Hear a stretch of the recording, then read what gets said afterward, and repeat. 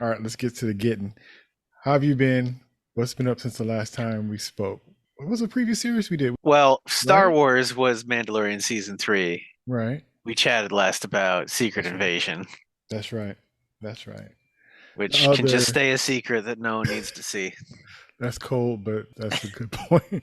Good point. Yeah, man. So we are here already, and it's funny how that goes. Once again, one of those situations where we are talking about something that's coming up, and it's 8 months from now, next year, blah blah blah. Then you wake up Today, today, today. well, actually, last night they moved up the release window. Oh, really? Apparently, I don't know. Apparently, some people were like, "Why are you releasing it at like effing midnight or whatever?" Which, fair. So they actually released it Tuesday night instead of Wednesday, super early Wednesday morning, Oh, and it was like 9 o'clock Eastern, 6 o'clock, whichever one it is. But it was a reasonable time, so I actually caught the first episode last night, and oh then wow. watched the other one today, the second one. Okay, I was wondering how you got through them both so quickly. You hit me up and said Yeah, it's good to go. I'm like, wait a minute, what? And I'm like, I haven't even started yet. I'm just now kind of getting settled in and trying to pull it together. So, okay, that makes sense then. I don't understand why people complain about that. Like, what does it matter when it comes out as long as you can watch it? You can watch it early if you want to. You got some people who can't sleep. Like, I wake up at 3 o'clock in the morning. I might just be like, I know this next hour is going to be me just looking at the ceiling or listening to YouTube videos or whatever. Why not just pop it in and watch it? Why would I be mad at that? The whole issue was before we had standard slot times like 7 o'clock or 8 o'clock or 9:30 on a Tuesday and all this other kind of crap. Now we the just watch whenever we want. I think my guess, because I didn't see any of the specific complaints, but my guess would be if you release it super early in the morning Hmm. and you got to get all the way through your day without Oh, any social media spoilers. okay. I don't know if that's the reason. That'd just be my guess. That sounds reasonable because I know when I start kind of seeing stuff pop up, I'm like, here we go. Here goes the landmines, and it's Hmm. always one or two people who's gonna be messy and throw it in the thumbnail, some spoiler or some kind of like I don't This know. changes everything. Right, right. The etiquette is kind of gone from it, so it's very interesting I how saw some of folks those do. videos today, Oh, serious? but I'd already been like, I've already seen that part. Okay. Okay. I stayed away from it all, even after watching it. I finished watching not too long ago, no more than 30 minutes ago, and I haven't watched anything on it. I'm probably watch some stuff after our conversation, actually, which I often do. I try to wait. You know what? It seems like we're already getting into this, so Let's do the countdown. do the countdown. All right, so you good to go? I'm good to go. All right. Five, four, three, two.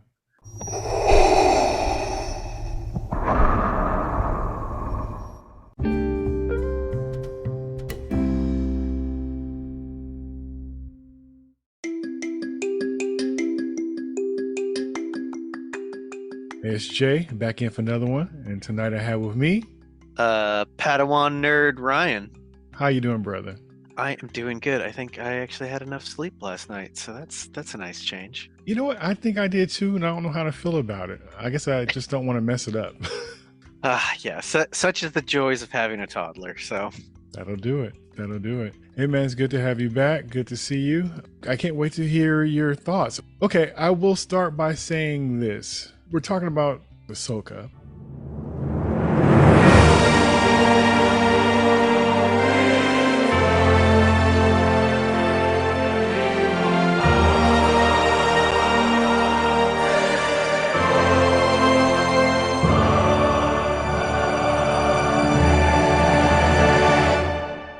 Disney Plus dropped the first two episodes. The first one being The Master and the Apprentice, which was directed by Dave Filoni, and hmm then the second one was called Toil and Trouble, which is like a witch brewing kind of, yeah, kind of thing. And the word witch came up a couple of times. yes, Um, she's from Dathomir. okay, and that one was directed by Seth Green. Like, I just noticed that it wasn't Dave Filoni because I was like, oh, he Okay, wrote it. He did all three across the board. They did a good yeah, job. yeah. Okay, this is gonna be an interesting conversation only Mm. because I think it's going to be okay. I feel like this is the hybrid of two things we love. Andor, it has the kind of behind the scenes and depth and kind of intrigue and storytelling drawn out, similar to Andor, but Mm-hmm. then it has the heart of the Mandalorian, where it's still a little light, it's still a little fun without being as heavy as it could be. And I feel like this is a good marriage between those two shows. I would agree with that assessment, and I think the picture you picked for your background, where Ahsoka's at the industrial center on I'm gonna get names right, not Coruscant. It's where Han Solo's from. I can okay, I'm gonna forget names. Corellia. Ha. I knew Um, you'd do it. but it's the whole thing they're investigating, like I forget how they freaking got there. There was quite a bit of like investigations going on in Yes. these two episodes. But when they get there, they're like, "Hey, oh, right, so and so, the I forget the character's name, but the magistrate from the Mandalorian season 2 when Ahsoka shows up. She used to own stuff on Corellia. We're gonna go investigate those industrial sites, right?" Mhm. And it's this whole thing of like secret imperial loyalists Yeah. are running some dirty operations there. Yeah, I think you're right in that it's a mix of sort of like on the ground, a little bit nitty gritty, Hmm. definitely a little bit more, Under the hood. a little under the hood. There's definitely a little bit of suspense, right? It's less just sort of seat of the pants Western and more Right. like, oh, there's governments, there's corporations, there's organizations, like Politics. there's politics. Like the fact that in that scene, Hera, who's a general now, is pulling the I'm a general. Like, you want this to be a formal inspection, or would you do Right. the informal? And then it's like, this thing is classified. It's like, again, look at my general rank. Like, I have every clearance. Like, oh well, da, da, da, da, da. Like, so there's a little bit more of gamesmanship, and I think writing wise, Hmm. it's pretty solid.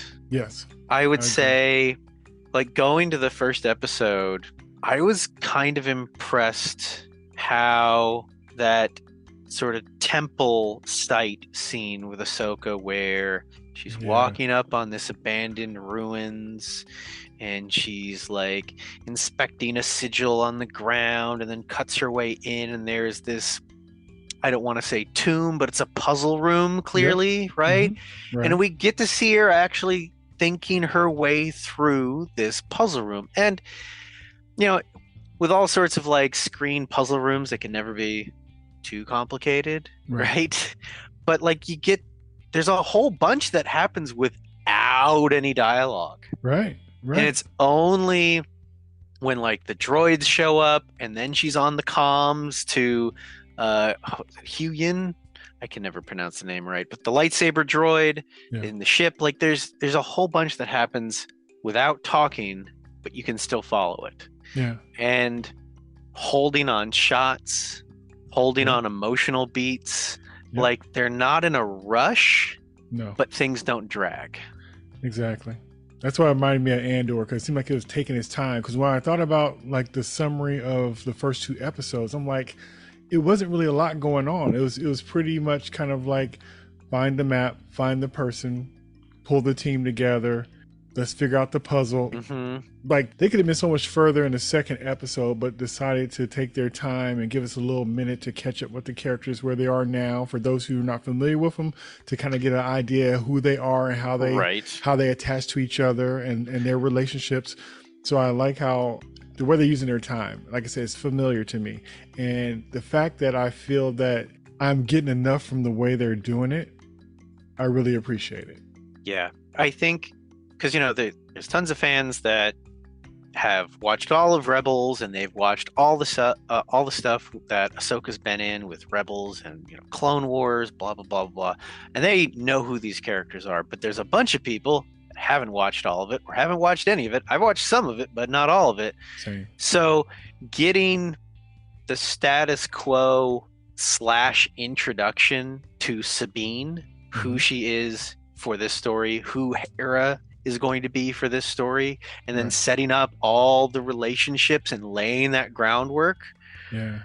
Like, I think it worked fairly well. The only thing that I don't think this was bad writing or bad storytelling, but where they're setting up Sabine, and in a way they're setting up where it's like she's clearly like a hero of Hmm. Lothal, right? They're having that big ceremony. Was Hmm. it Clancy Brown? I forgot that Clancy Brown, he voiced that character in Rebels. Oh, And they made in Rebels, they made him look like Clancy Brown. So it's just like a no-brainer that they cast him. that's But dope. That's dope. it was interesting for them to like, oh, here's a message from, Sabine Wren, da da da da da, then she's not here. And it's like, Yeah. if they'd done the whole like the shy hero, the hero that doesn't want the spotlight, Right. okay, cool. Okay, you're gonna do that as part of her character, that's fine. But her whole like, I'm leaving the town on a speeder bike. Oh, they want you to come back. I'm not coming back. All right, well, we're gonna land one of these E-wings on the highway. Hmm. That'll stop her. And then she does the sort of daredevil slide underneath, Right. which is great character work, but it's also like, that's really irresponsible for someone who's supposed to be a commander. Like, it's Right. it's the tiniest of, I don't fault anyone for it, but it's like, come on, you're an adult. I get it. It's a little bit of like, yeah, but I go to my own drum beat, right? I'm gonna do what I Yeah. want. Okay. Okay. One, it was If I was a dope. teenager, I'd be like, fuck yeah, Right. Right. Right. Right. Like it give it to the was. man. Yeah. It was. It was. It was dope, but then it's also kind of like almost like you said, reckless and kind of silly. And okay, so it's funny. The point I was going to bring up later, but I'll bring it up now because this kind of touches on it too. With that scene, which I thought was dope, is after she did that, and the guy was trying to pull her over, and he like saw that she did that, He was just and he like, fair enough, kind of checked her like, oh, okay, and then she gave him a head like a nod, like, okay, like if you pull it like this, I'm gonna let you go. right? You can have it. Like, Not okay, worth the you're smoke. not Not right, worth the right. You're not smoke. coming back. You're not coming back. You done did too much, and so I love that acknowledgement.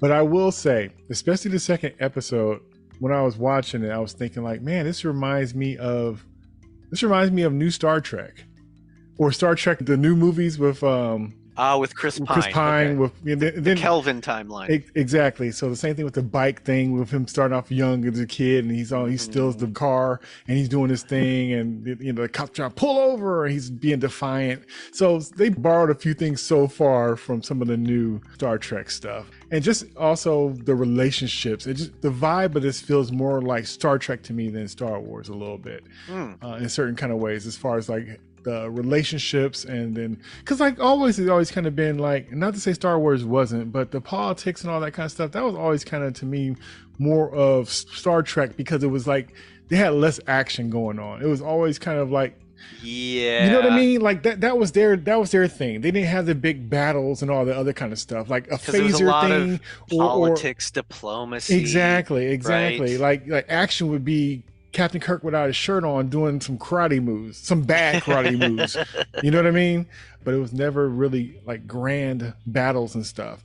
And so this kind of, and this is not an insult at all, but Mhm. it's just funny how the newer Star Trek is a little bit grittier, and this new Star Wars is trying to kind of step up a little bit and be a little bit more mature.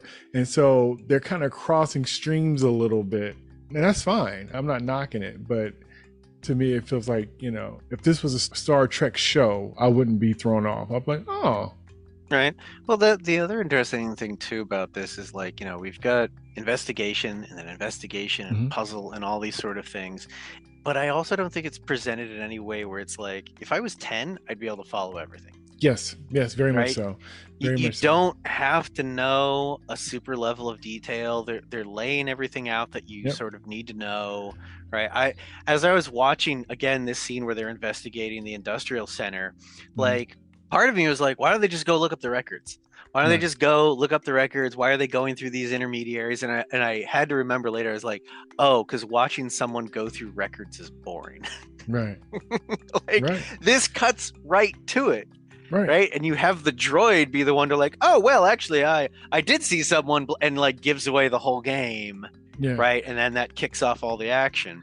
Yeah, because even the way they introduced Ahsoka when she before she went to the quote unquote like tomb, it was Mm. definitely an Indiana Jones moment, but she did with lightsabers and the Force and the way she even Hmm. cut through it and fell through the hole and And then everything, cut back up. back up and all that kind of stuff. Like they made something as simple, but they put so much flair on it that it personalized it and it made it kind of like exciting. And so I and I think that kind of lends to the story being, kind of basic, but then also have these flourishes to make it feel like a full meal. So I appreciate the vibe of this show for sure. And like I said, same thing with this, with the speeder bike kind of situation. It was just a little bit more nuance to the situation. With this, usually it's like the bad boy kind of attitude, but I guess it's like the bad girl thing that's just, too cool to stand in line with everybody else. I gotta do my own thing. I gotta think in my little clubhouse. She's a Mandalorian. She's stubborn. Right, Yeah. which I thought was pretty cool. They brought up, and I also thought it was pretty dope that they showed the mural with the more of the animated style characters, Hmm.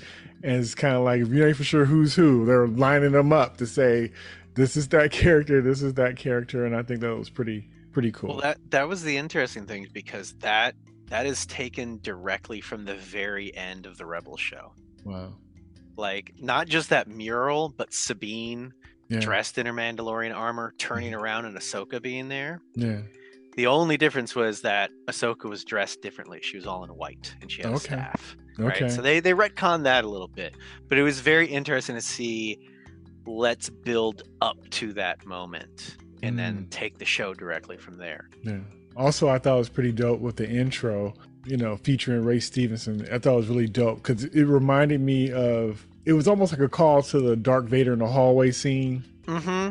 where he just going down the line, tearing everything up, force choking, Right. tearing people up. It was just like, Well, the other cool thing about that too is also this is the first time in a while that we've had an opening crawl, yes. right? And it was Yeah. in red, which Yeah. That was different. I think that's different. I don't think they've done a different color before. It was also just a straight up crawl as Hmm. opposed to like It going wasn't away tilted from back. camera. Right. Yeah, it wasn't tilted back.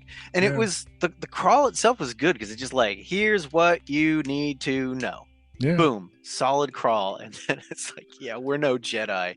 Just start cutting through Yeah. that poor ship. Yeah. Um, Yeah. yeah, Yeah. I think they're doing a good job with Balin and Shin, his Mhm. apprentice, with their characterization seems very consistent. It's very interesting watching his apprentice Shin when they're in a scene together and just how much she's taking cues from him I and love that. how like she's looking for guidance. She's not necessarily sure what's going on, how to play things. She doesn't necessarily look like out of her element, Right. but she's definitely like, I'm gonna take my orders from you. Right. Like 'Cause you're even when the the experienced one. Right, because even when the boss's boss is telling him what to do, and she's looking at him like, "So what do you say, master?" Right? Regardless, and he has various levels of explaining or not explaining, or just kind of telling her the next place to go. And I've known this before with Star Wars, but really in these episodes, that it's just amazing how many little cut scenes there are. Like they'll show a scene just to make one statement, and then it goes to the next thing. It's so comic book panel-ish. You know what I Mm-hmm. mean? I'm not knocking it, but it's just funny how often that happens. So I was thinking about this today, and I just wanted an orange to eat. Insane. Swipe. Today is Well, Tuesday, and I wanted an apple. I decided to make a pie out of it, like my mom used to make back in the day. Insane. Swipe. the interesting is there's not any actual fat on it. Like No. there wasn't any scenes like where they weren't serving a direct purpose, where they weren't setting up information, where they weren't moving the plot, where they weren't Right. exploring a character dynamic, right? Mm-hmm. Yeah, it didn't feel indulgent. I appreciated that when, because the whole thing is Ahsoka gets the orb, which is the map, but she can't open it, and She has Right. to take it to Sabine, and Of Hera's course. like, "You should go and check with Sabine, your apprentice that you two don't seem to get along with anymore. She'll crack the map." Right. And in at least the map cracking with Sabine, Hmm. it's clearly not one scene. Right. Like, she lays out all her stuff and then it sort of cuts away. I don't know if there's a scene in between or not, but it's clearly like hours later, and you can see her little hollow thing has totally changed. She got Hmm. tons of, like, it took her time. Right. And just that little bit of like storytelling I appreciate, because sometimes when you're trying to show someone that's really smart, if you can't have the audience go all the way through the alphabet steps to show that, Right. at least show that the character had to put in a lot of work to figure out the thing. Yes. Right? Yeah. Make them earn it. Right? Make it feel like it was earned. Right. The other interesting, going to Ahsoka and Sabine's sort of tense isn't even the right word. Awkward. Let's go with awkward. Okay. I was kind of reminded, because we did watch Secret Invasion, which no one else should have to go and watch. but one thing that we didn't like was Samuel Jackson, like what he had to do with Nick Fury, and Nick Fury Right. coming off as sort of depressed and just and not communicating. Right. And the interesting thing is, you have on the surface level similar sort of thing of, there is some unspoken frustration issue that relationship as master and apprentice did not work out. Hmm. And I think it worked. It worked. Yeah, it did. A lot better. They also didn't spend multiple episodes not patching it up. Right.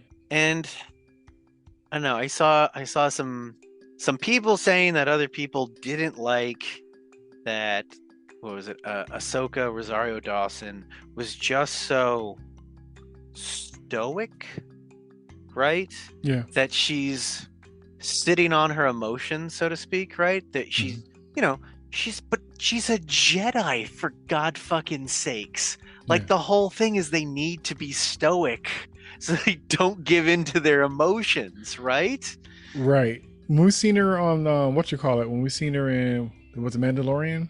Mandalorian and Book of Yeah. Boba Fett. Yeah, she was a little bit lighter on those, but I think the situation was a little bit different. I think this one, they told you it could mean war, and then you're dealing with somebody that you didn't end on the best terms with. So it was a lot of stuff that she was going into.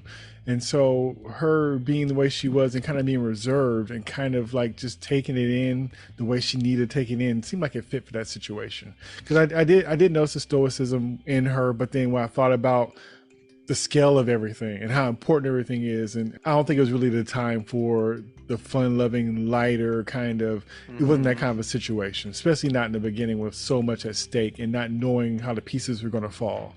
Right. And the thing is, you can read the subtext very clearly that Right. she's got urgent, gotta stop the war business, Hmm. but also I have this relationship that failed, essentially, Right. that she's frustrated in part with herself, we find Right. out, and frustrated with her apprentice being, an apprentice. Right. Like, I thought they did a really good job. Like, she has that whole thing of, like, Ahsoka is talking about how she ran away from the Jedi, Yeah.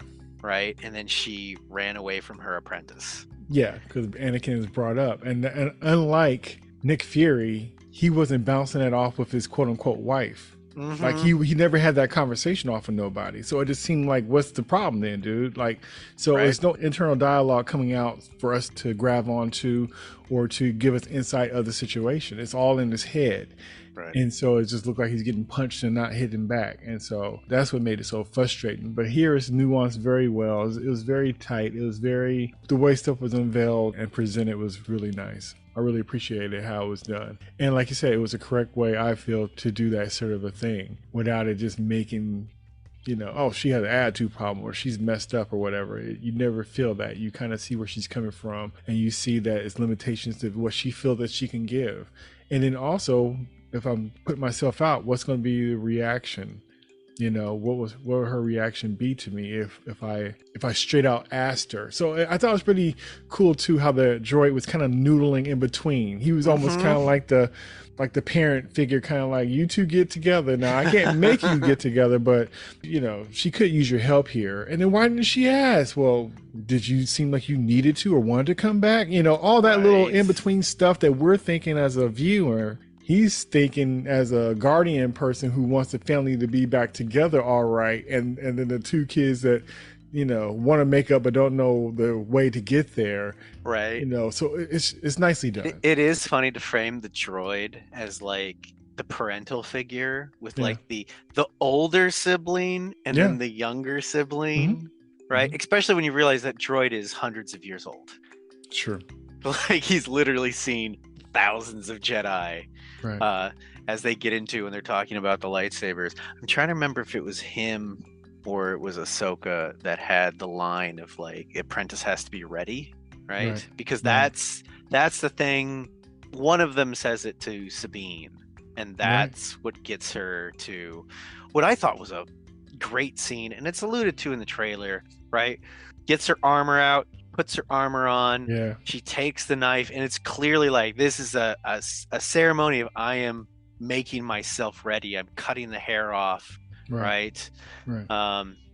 It's very interesting because like I don't think they put like a big underscore over what was the thing that was making her not ready, right?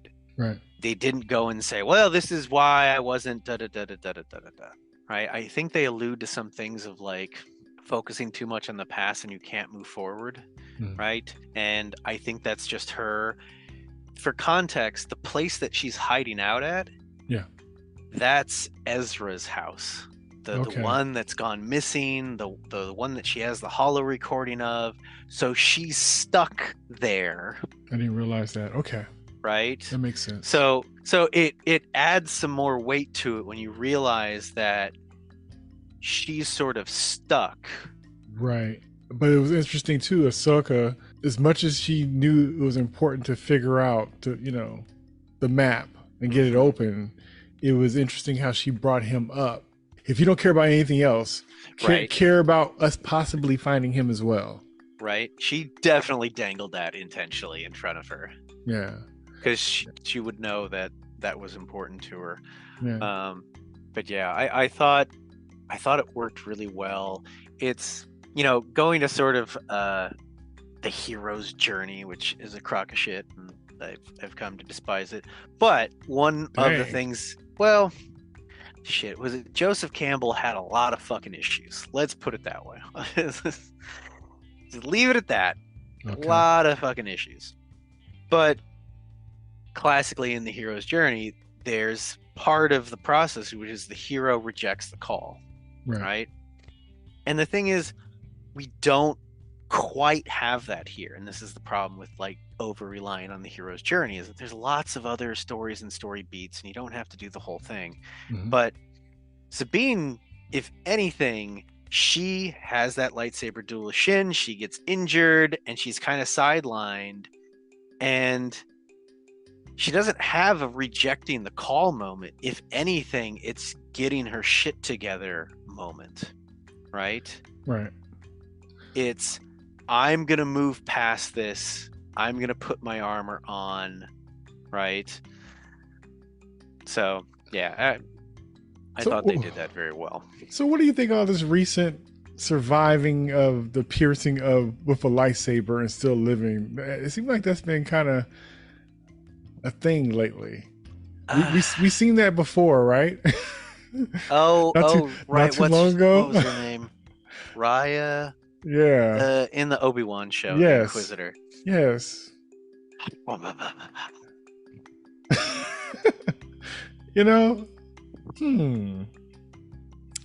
not the worst thing in the world. No, but have we seen this before? Before them? Yes. I'm just putting only it out in there. The Disney era, I think, because I think pretty much anyone you see get run through with a lightsaber, they're gone. In the Lucas era, they're pretty much toast. Right. And there's also like, where did they get stabbed? Like people got arms cut off. Anakin got arms cut off. Like people can survive shit.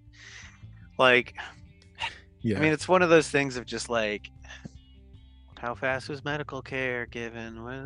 Like Okay. it. Yeah. There's the difference between, and again, as someone who noodles over the how the fucking technology actually goddamn works in Star Wars, which is fucking insane. But there's what is the story beat, Yeah. right? And the story beat is she took the map, she cracked the map, Right. and then of course because she did that without staying near Ahsoka, Mm-hmm. Shin and the droids show up, fights the droids, Shin takes it, and then Shin runs her through, Yeah. right? Yeah. Tries to fight her with Ezra's modified lightsaber, her lightsaber, and Didn't gets work run out. through. Right. Right. I'm not super upset about it. Like, oh, she survived. Good. You could have more story stuff. Like, been through the chest instead of the abdomen. Yeah. It's not the worst thing in the world. Like, and they took her out of commission for half the episode, right? Because she's in the medical suite. Like, Right. I'm not losing any sleep over it. People get run through with regular swords. Okay, but let's be honest, they probably die too. But Right. it's I hear you. I hear you. it's not the worst thing in the world for me. It's not. It's not. I just And want to see this. I just want to see this. Living through these kind of injuries to continue for everybody. Equal opportunity surviving. Right. Well, and the other thing is, I didn't get the impression that Shin was necessarily like, I'm gonna make sure you're dead. Yeah, I noticed that too, and I was kind of wondering why, but I'm sure they'll unveil that She later wanted to on. get the fuck out of there. Yeah. She's like, oh, you're done. Bye. But she didn't seem like she was really fighting with malice, which I thought was interesting. Because usually somebody's fighting, they're fighting with a grudge, and they're trying to take somebody out. And it seemed like she was almost kind of like testing to see where, I don't know if it was skill set or what, but it just seemed like it wasn't, I don't know, it didn't seem personal, or it didn't seem, I don't know. It's not for Shin. She doesn't Yeah. fucking care about this random person. I'm just here to steal that thing. Yeah, Right? so it's almost like, I don't know if it was like her dying was optional or what, but she didn't seem like she was too troubled by it, like you said. Well, and She's again, like, her order wasn't to kill Sabine. Her order was to get the map. right, Right? Stab. I'm out of here. Cool. yeah. But I will say that all the fight scenes are really dope. All the lightsaber scenes were dope. Rosario, you could tell that she's been practicing. You could tell she got her skills up, which I was glad to see. The fights, felt more natural. The makeup was impeccable, because sometimes you could look kind of like, crazy with the makeup face and the contacts and all that kind of stuff. She everything looked really pretty good. Yeah, I was really I impressed. appreciate that most of her dual wielding lightsaber fighting wasn't reversed grip. Most of it. As someone who does actual sword fighting, reverse grip is horrible. Yeah, no, the fight scenes were good. I had to turn my brain off once or twice when they did spinny things, but yeah. But Rosario, she did good. Like I said, I was concerned when I seen her before, because I remember that stood out to me. The makeup was kind of like, and then which they tweaked and did some adjustments, and it looks great. And then, like I said, the fight scenes and stuff, and it really felt like she took it up a level. So I thought that was really good, and it really lent to the storytelling, especially when it's based off on a fighter or something like that, and that's your thing. You're supposed to be about. It really makes a difference for you to sell that, even more so than the acting. You kind of want the physical part to be on point. It says so much with it. I remember it for the industrial fight. It's where she's squaring off against the other Inquisitor, the guy all in black. Yeah, the lightsaber ninja. Right. And they're squaring off, and she took the deepest horse stance. And I was like, okay. Yeah. Okay. All right. I noticed that. Kung Fu Ryan sees you. That's a hard stance to fight from, but like it's a hard stance to just pull off, period. But yeah, I think none of the combat was like really distracting.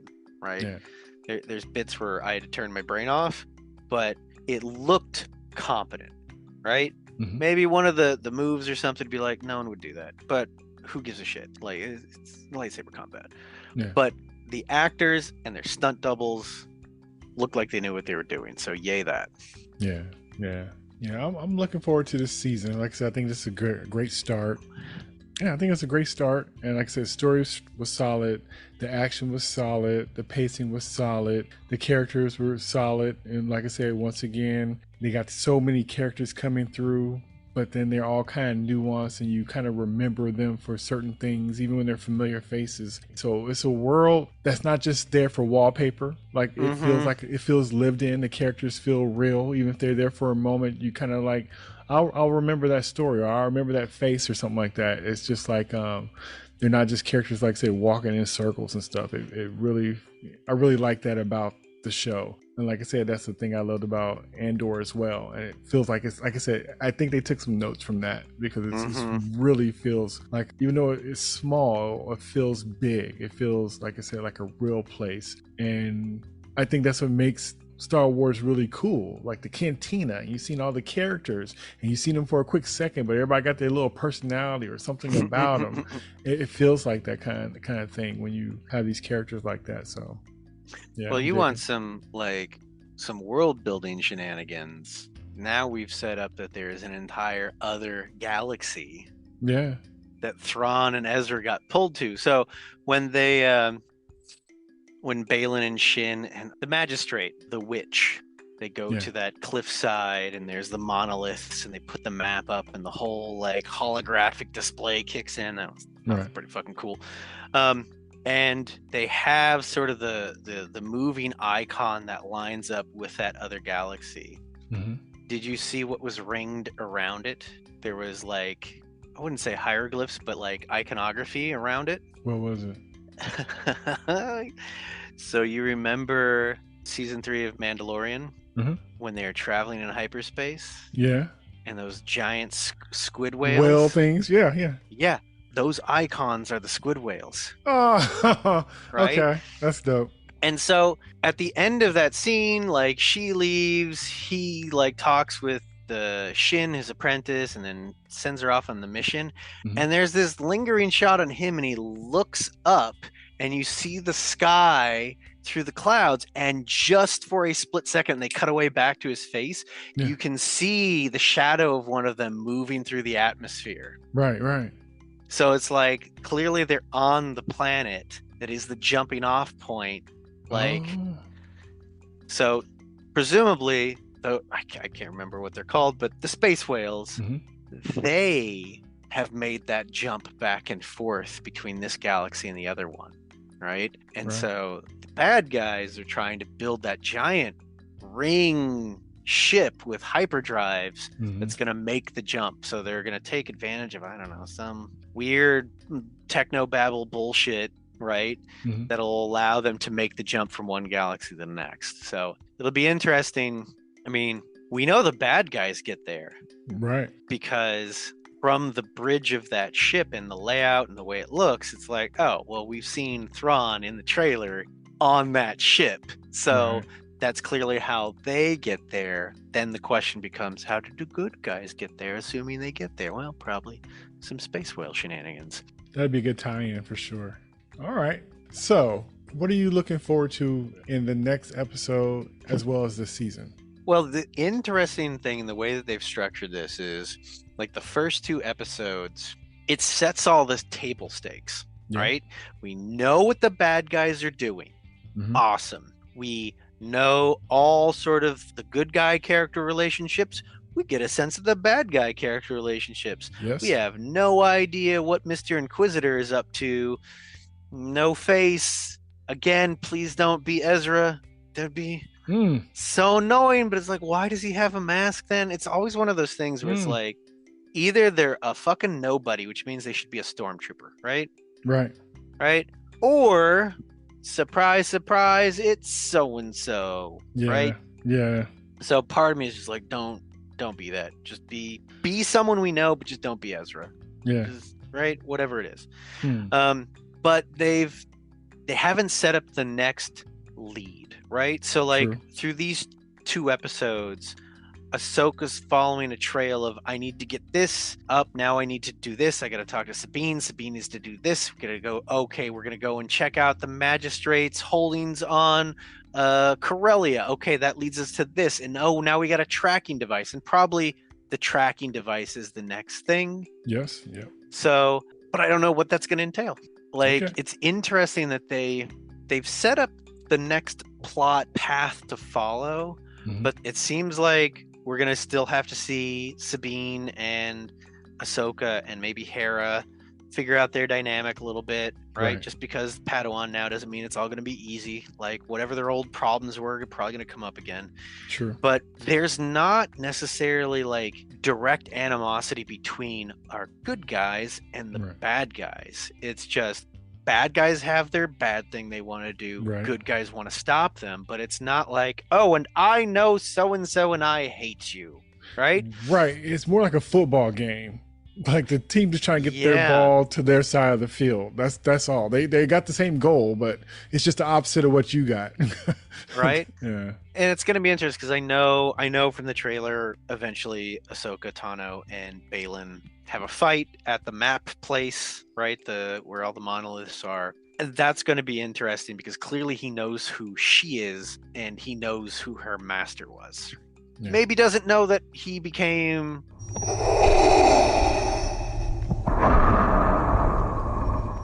Vader, Right. but he knows that Anakin was her master. So that'll be an interesting fight. But they've, aside from that, there's not much of the rest of the game that they've given away, and I don't even know how many episodes are in this. I haven't gone on IMDb yet. I think it's 8 episodes. I think in total. It is 8. Okay. So yeah, they still got plenty of runway. Yeah. Plenty. Still got plenty of runway, Right. Right. and it'll be interesting to see too. Like, there's quite a bit of action, I would say. So Ahsoka fights the droids at the temple. Right. I'm trying to remember where that episode ends. Does that end with Sabine's fight? I think it ends with Sabine's fight. Right? Mhm. So there's 2 fights in there. There's pretty much the industrial whole shebang in the second episode, and that there's a lightsaber fight there. Yep. And then there's Hera chasing down the escaping transport with the hyperdrive. Yep. We get introduced to Chopper. Yep. If people, I don't know, if some people like, oh, it needs to just there's not enough action, like Are you watch a fucking serious? different show. Yeah, You're right. dude, This is- I think there's some people. I think there's some people that genuinely hold that opinion, and there's also some people that just like they want to generate controversy, Yeah. right? They want to get hate likes or hate retweets or whatever the fuck Elon Musk is fucking calling it now. So I don't know, but like as far as like how much action's in the mix, if this stays on par and escalates towards the end a little bit, cool beans. Yeah. If we get the same sort of like, I would say, quality storytelling and character development, I'll be happy. I don't know where it's gonna go. Yeah. Probably to another galaxy. But I don't have any specific guesses. Okay. Okay. I'm just looking forward to more of the same. I'm digging what they're doing so far. I'm looking forward to new characters coming through. I'm looking forward to seeing some familiar surprises. The action is on point to me. I like the style of it. Like I say, I think this is a good idea of what we have to look forward to. And like I said, if it's gonna be more of this, then I'm down for that. I'm down for that. Yeah, I think if they took it up a few more notches and this was the quality that we get for whatever their eventual sort of capstone movie is for this era that they've been talking about, I'm gonna be like, okay, we'll see how the rest of the season goes. Yeah. But like the look of it, the feel of it, I would say even the tone of it, like, yeah. Let's not be disappointed. Positivity. All right. So I guess that kind of wraps up our discussion for the first 2 episodes. What was it? So part 1 was what? The Master and the Apprentice. Apprentice. Right. And then episode 2 was Toil in Trouble. All right, so that was Jay and Ryan. Until next time, peace. In another galaxy.